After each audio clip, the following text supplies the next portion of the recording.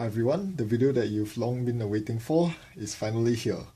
I'm about to describe my Professor deck and explain how it fared throughout the tournament held on last Saturday. Alright, but before I get into it, below here you see the 5 IDs that I matched up against in the 5 Swiss round tournament.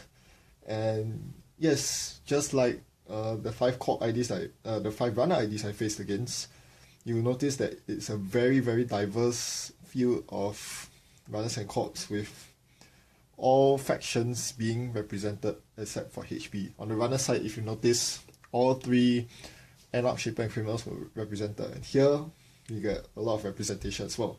So yes, the decks were all very diverse, and best of all, there weren't any clear-cut tier 1 decks, no one winning the day with Astrobiotics and Andromeda, so that was very good to see. So yeah, all the matches of the day were very varied and fun to play because every game was different. You weren't getting the same fare every single game. So that was what I really liked, and I tried to contribute to that as well by bringing the Professor, which is a very, very off-the-wall deck, probably one of the worst IDs out there currently, and trying to make it work. Now, as the saying goes, the Professor is bad against any matchup, but to me, I feel like the Professor is good against every single matchup because he has all the tools. He has a bit of each tool. He's a jack of all trades, and because of that, he's able to deal with every single corp archetype in its own unique way. As long as you draw the right card, of course. Consistency is definitely a problem, but otherwise, it's pretty good in this meta where corp archetypes are very diverse, from the taxing to the flat lines to the fast advance to the straight flat out glacier. So alright, enough rambling, let's get on to my deck. On the top row are my standard cards, the cards that most shapers cannot do without. There's card draw, there's memory, there's economy, there's recursion, more recursion, and there's program tutoring. Very standard stuff. Don't need to go through too much of it. And anything of note? Not much. Yes, there was one game where I actually ran out of recursion, oddly enough. That was against Blue Sun. Oh yes, my 2 losses were against Near Hub and Blue Sun. I won against Jinteki, both Jintekis, Harmony MacTech, Personal Evolution, and another Near Hub. But both Near Hubs were running different archetypes. I'll get into that more later. The Blue Sun Glacier game ended up being a very, very long game, very drawn out, and unfortunately my Levi AR Lab access got sniped off, leaving me with only 5 recursion cards. I spent them quite liberally in the start and struggled with that later because it turned out to be a game where there were 2 Caduceus, 2 Caducei, I suppose, stacked on top of R&D, if I remember correctly, and that meant that I needed 2 of the 4 red Cerberus tokens to get through every single time. So the red Cerberus eventually ran out and I couldn't sustain the R&D pressure. So yeah, that was a huge problem. Otherwise, the economy suite is actually worked pretty well. Aesop's is quite amazing, as well as Personal Workshop. Personal Workshop allows you to dump all the programs that you draw with quality time in the same turn, so you don't have to discard any extra cards. As for Personal Workshop, it pawns off programs that you no longer need. Very relevant because there are quite a few programs here which outlive their usefulness or run out of tokens eventually. So that's that. So yeah, won't delve too much into this. Let's go on to the meat, the heart of this deck. What truly differentiates this Professor deck from most others: the suite of programs that I run, as well as a couple of key cards. Firstly, Infiltration is a very, very important card to run nowadays. If you don't play Feedback Filter, you must play Infiltration or Deus Ex. One of these to deal with Cambridge Jinteki, the Flatline Jinteki version. So yes, I ran up against one Flatline Jinteki today, but it also helped against Harmony MacTech because this Harmony MacTech guy was running 3-point agendas with random ambushes thrown in there to deter me from running a Mushin no Shin remote. A single infiltration takes care of everything. Of course, this singleton only helps once. It's only one use, but usually that one use is enough to turn the tides in my favor because, yes, it either nets me 3 points, 3 agenda points which the corp would otherwise have scored, or it diffuses a trap, which means that it'll take that much longer for the corp to find a second Mushin no Shin to recover from the first one. And against these matchups, what I try to do is to find my Levi as quickly as possible so that I can get my second copy of my infiltration back into play to use a second time. So yes, infiltration was very useful, and another good use of it was against Blue Sun, because what this Blue Sun player attempted to do was to construct a 2-ice remote. Very taxing to run through, not something I want to do, especially with limited Cerberus tokens. And he started placing Elizabeth Mills in that server. Every single turn he would res Elizabeth Mills and remove one bad pup. But I needed the infiltration because every time he did that, I wouldn't be sure if it was an Elizabeth Mills or a Project Atlas that was waiting to be scored. He was getting close to match point by then, so I was forced to use my infiltration. And I did end up finding a Project Atlas one time with my infiltration. That swung 2 points in my favor. That was pretty huge. Alright, second card, +3. Another huge card. It's only a singleton. I wish I had space for 2 because it's very, very useful in this deck that doesn't run too much economy. I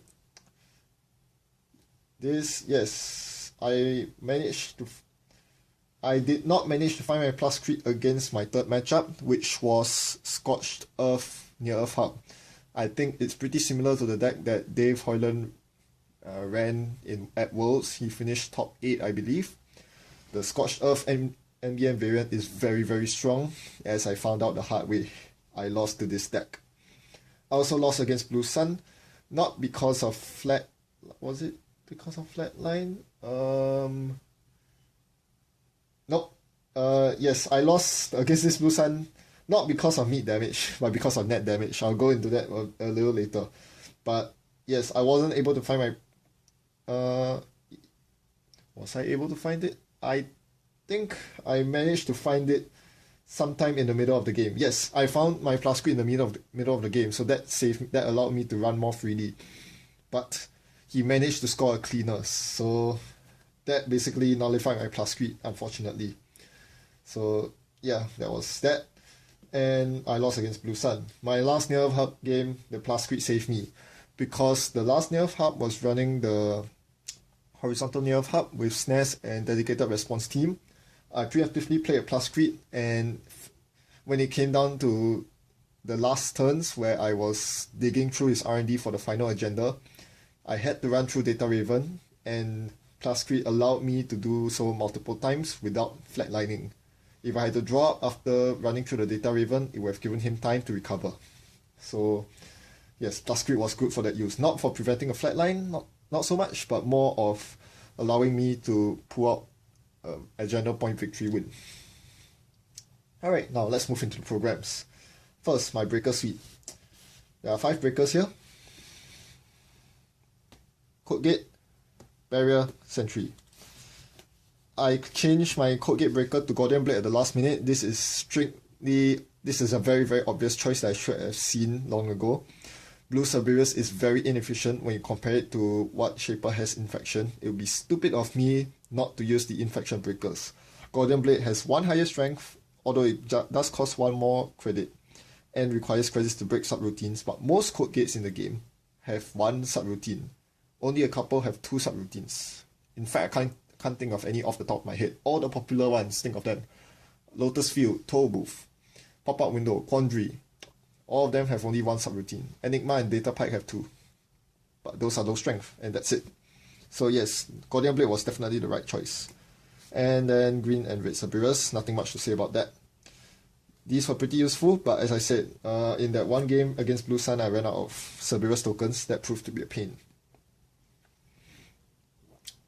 Otherwise, yeah, they held their own, and it was really nice placing Cerberus, Green Cerberus on the board, knowing that I can break Eli for 1 credit each time. That felt very good. Very, yeah, not that useful. I think in 1 or 2 games I ended up pawning the fairy for 3 credits. That was as good as fairy was, an easy mark. In a couple of games she was good at break. Yes, particularly against the horizontal nerve hub. I used it to break the data raven once. So yeah, it can be a good contingency sentry breaker, but that's what Red Cerberus is for, allowing you to face check Surugis and Komainu safely. That's the whole point. So Fairy doubles up on their purpose, but so in the event I draw either of these cards, I can safely run against Jintekis. So this is why I have 2 copies of face check sentries, so as to speak. They were pretty useful. Yep. Against one of the Jintekis, yes, the first Jinteki I played against, I ended up winning without having to use too much of the Red Cerberus, because he was quite unlucky. He didn't manage to pull out his Komainus. I think he was running 3 Komainus, but most of them was clumped at the bottom of his deck. So he was never really able to tax my Red Cerberus, which was very unfortunate for him. So that game, most of the stuff I saw were code gates.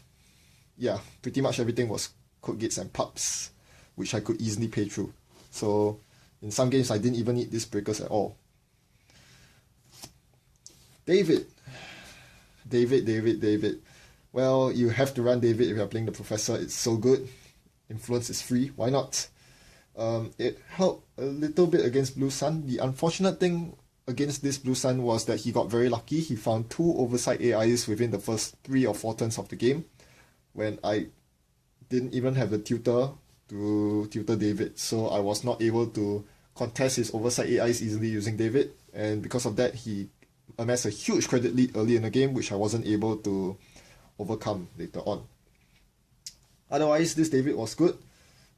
It's useless against Jinteki, obviously, but against Blue Sun, it was my safety precaution against all his nasty sentries, because he was splashing 1 copy of Giannis and 1 copy of Shinobi, and thankfully David saved me for the most part, until the very end where I got flatlined by his Shinobi.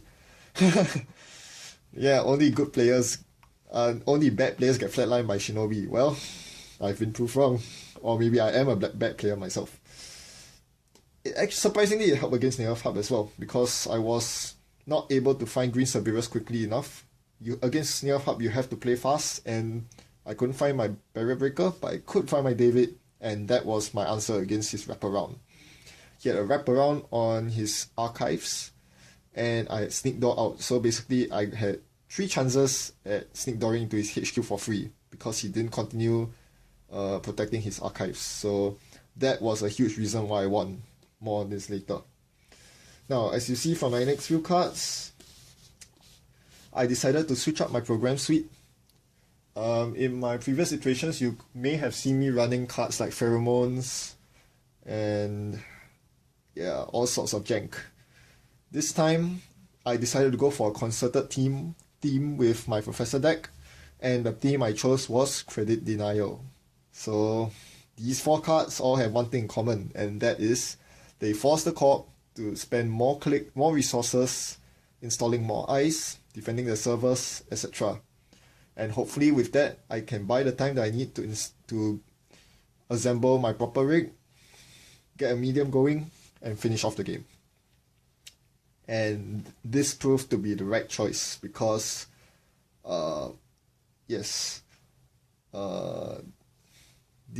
these set of 4 cards turned out to be very helpful. Parasite was incredible against Jinteki. I face checked a Tsurugi with a Red Cerberus. I just had to pay 2 credits and I was through. I didn't touch the server again until I found my Parasite. When I found it, it immediately went on that Tsurugi and bam, 6 credits from the corp. Siphoned away. Easy peasy. Imp was huge. Being able to trash Nerf Hub assets for free, pet campaigns, that's pretty nice. But the big thing was against Blue Sun, because against Blue Sun, as I said, he managed to score a cleaners. So no amount of cards in my hand plus crit would be able to save me from a C double scotch. So my only defense was this card. During a run on HQ, I hit his Seesaws, I trashed it with Imp, And that was the only reason I could run with impunity from then on after, because I knew that his tagging mechanism was in trash. So basically, I could control him throughout the mid game until he fired off Jackson Howard and reshuffled Seesaw's Bank to his deck. Then, it was live again, unfortunately for me. Crescentus similarly was useful against Blue Sun only. The others don't run ice that is big enough to warrant me tutoring Crescentus or firing it off even. It was better off as Aesop's fodder. But against Blue Sun, it was huge. I managed to de-res one of his Sianuses using a combination of Crescentus, and I think could have been David, it could have been Cerberus. Either way, it basically denied him 14 to 15 credits. Pretty huge, and quite necessary if you're expecting a lot of Blue Suns in your meta. If you're playing the Professor, do pack a Crescentus. It's your free emergency shutdown. Lamprey. This was a very debatable card. I went with my heart. I decided that this was pretty good because there were a couple of games on Octagon where a first turn Lamprey really caught the court off guard. So I thought I could, have a repeat of this showing in the tournament. And at worst case, it would just be Aesop's fodder as usual. Turns out this was the MVP against the horizontal blues near hub deck. Now, I will explain this game a bit. He basically was building lots of remote servers. After a certain point, I knew I couldn't just face check them because that consumed so much time. Running them wasn't cheap. And after that, I still had to clear tags if I hit snares. And my economy just couldn't afford that. So instead of running his remote servers, I decided to dig up some cards. I found the Lamprey, I played it. I raided his HQ. The moment he went below 3 credits or less, it meant that he couldn't fire off snares. So I began running his servers like crazy and disarming any snares he might have. I didn't find any. It was mostly economic assets and city surveillance, if I'm not wrong. Then the game went on. He installed even more remote servers. Then I continued digging up and found my Sneak Door beta. So I installed it and I started sneak dooring him. And because it's a HQ run, he was bleeding credits. He wasn't very rich. He didn't find his sweet sweets or hedge funds. So I was keeping him pretty poor, essentially. In fact, he was down to roughly he was down to 0 to 2 credits for about 2 or 3 turns because he left his HQ wide open and I think I started with a Lamprey. So I basically burned him all the way down to 0 credits. He had to spend a few turns finding ice, installing ice, and even then he couldn't res the ice because the ice he installed was an Eli. He needed at least 3 credits to res it. And because my first click was always run HQ, he never had enough credits to res the Eli. Until he finally got a pair campaign going and he finally could rest his Eli. So the Lamprey basically bought me a lot of time. Not only was I suppressing him, I was getting free HQ runs as well, which was pretty sweet.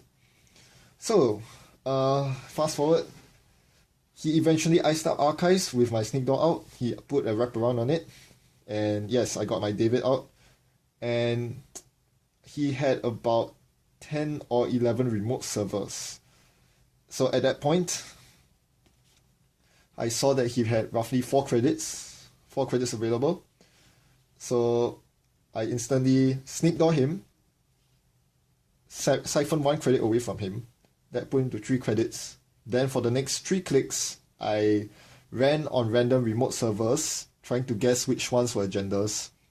And my next 3 runs were Project Build, TGTBT. So that immediately boosted me to 5 agenda points. And even though I had the tag, it was from TGTBT, he couldn't do anything with it because he was running dedicated response team instead of Scorched Earth. So that's the power of credit denial. By forcing him below 4 credits, I was able to face check safely without having to worry about the 3 net damage from Snare and plus how many meat damage from dedicated response team. That is something you don't want to deal with. And one way to circumvent that is via credit denial. So that is very, very powerful and it basically saved my bacon that game. I baited him into installing so many useless agendas onto the board, and I face-checked them when I could. Because of that, I found 5 agenda points. That basically turned the tide heavily in my favor. So that's credit denial. What about credits for me? Cash, needless to say, very powerful card.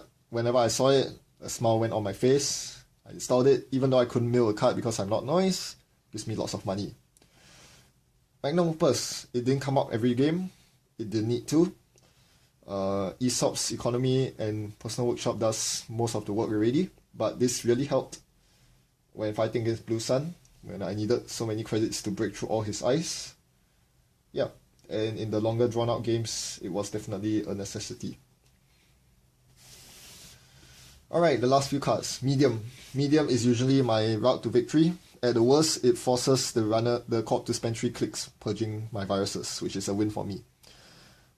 Many corps ignored the potency of medium and never really planned for a solution against it. That's a huge mistake, and that's the reason why I got quite a few wins with it. Yeah, digging deep with medium against most of these corps, nothing much to say. It's probably the best multi-access card. I wish I could run 2 copies of it, but well, the best thing is that it's actually tutorable with Jin. Now, Jin was mostly used for the memory. I don't think I actually tutored anything with it throughout all 5 games, except for a copy of Imp against, what was that, Blue Sun, I believe? Probably against Blue Sun, because I wanted to trash his Sea Scorch combo. I wasn't sure when I would eventually draw my Imp. It might be too late. I needed to get an Imp and start running before he found his entire combo, so that was Jin being useful. That's about it. Perisher is a new addition that synergizes with my credit denial strategy. With 2 recurring credits, I expected lots of nerf hubs and I could trash all their econ assets for free, so that's nice. It wasn't that useful though. Because against the horizontal nerf hub, he was playing Encryption Protocol, and that really hurts my ability to trash stuff with Perisher. So eventually it got pawned for 3 credits with Aesop's Pawn Shop. But well, for a 0 cost program, it's still pretty decent. But I would definitely replace it in retrospect. It's not that useful. The most useless card in my deck, Nerf Agent. It never came to play once. I never found a use for it. It's useful probably only against cerebral imaging, because you really want to have this in combination with Imp to trash the Seesaws and Scorched Earth if you're up against that archetype. Otherwise, Nerf Agent is more or less useless. I'd rather have Lamprey actually, to deny credits. Yeah, so that's it. I didn't really talk much about this game that I lost, the Scorched Earth variant of Nerf Hub. What happened was this. There were a couple of... She began setting up a whole load of remote servers. I didn't really bother contesting them because I knew they were mostly economic assets, I figured. And there was even one Bernice Mai that I saw, so I knew that she was running Techstorm. Accessing the cards, I saw Scorched Earth, so I knew that she was running Scorched Earth, and I was playing very passively. I knew that I had to avoid the mid-seasons or Seesaws, whichever she was running, so my solution was simply to sit back, relax, take 8 with Magnum Opus every turn, because I actually managed to get Magnum Opus out early. So thinking I was completely safe, I was completely lulled into this false sense of security. I didn't even bother with Class Creep because I thought that I would be safe as long as I had the credit advantage to beat the Bernice My Trace, to beat Seesaws and Scorched Earth if I didn't run, etc. Then she began advancing 2 different cards. Okay, probably one NAPD somewhere, maybe a Ghost Branch. I don't know, what sort of traps could they be?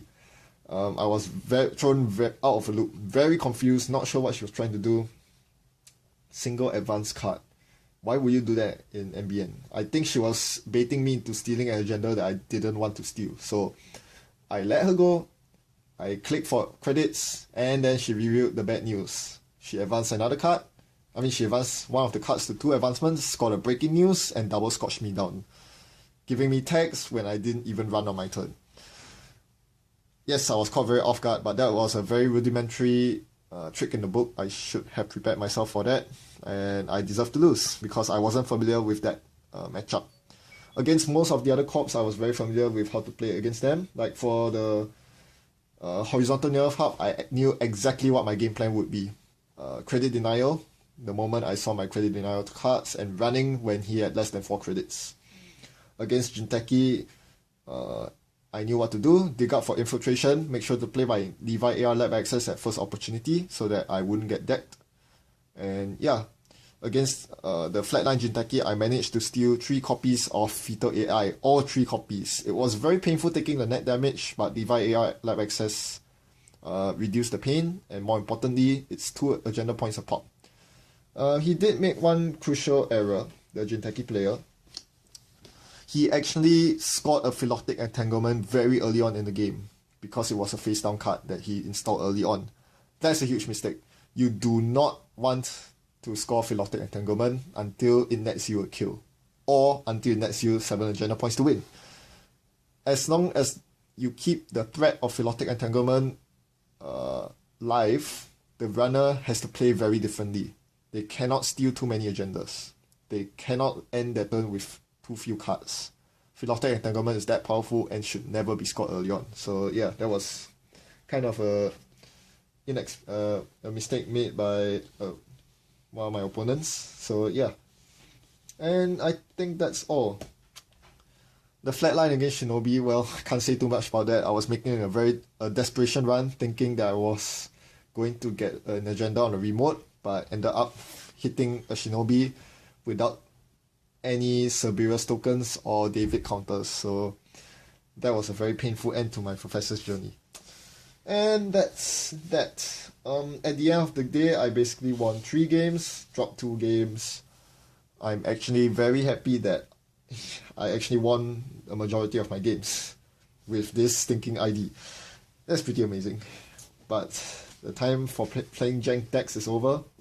Time to prepare for more serious stuff for the upcoming Store Championships. It's been fun. And I once again thank everyone who went down for the tournament. It was a blast to play. Thanks for watching. Happy net running. Goodbye.